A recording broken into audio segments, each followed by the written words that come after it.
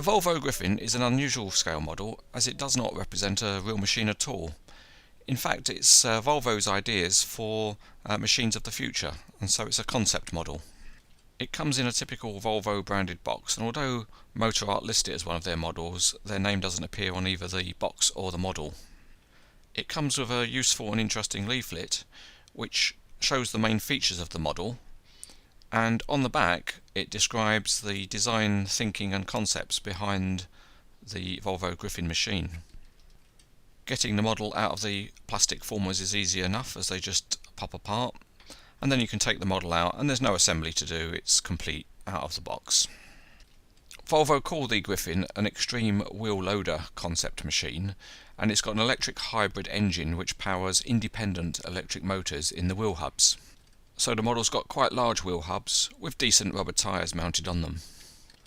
So let's start by having a look underneath the model. The detail level is simple, but then of course the real machine may be like that, and it pushes along quite well, and you can articulate the body to a small amount so it can steer.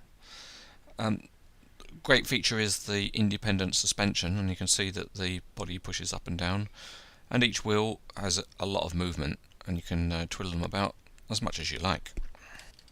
The wheel arches on the model are plastic, but the rest of the body is metal, and it's got quite an interesting metallic looking paint. Another interesting feature of the concept is an extendable counterweight that just pushes in and out, and that's claimed to increase the stability of the machine by up to 20%. And the opening cab doors also rather different design, looks a bit more like a sports car than a usual construction machine, and that opens and closes quite well on the model too.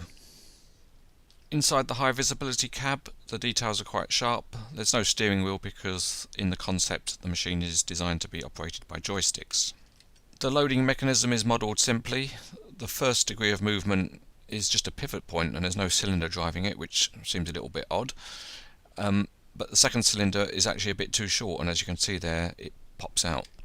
Having carried out a futuristically quick repair to the model, we can carry on trying to use the loader mechanism. You can see it tips to quite a good angle.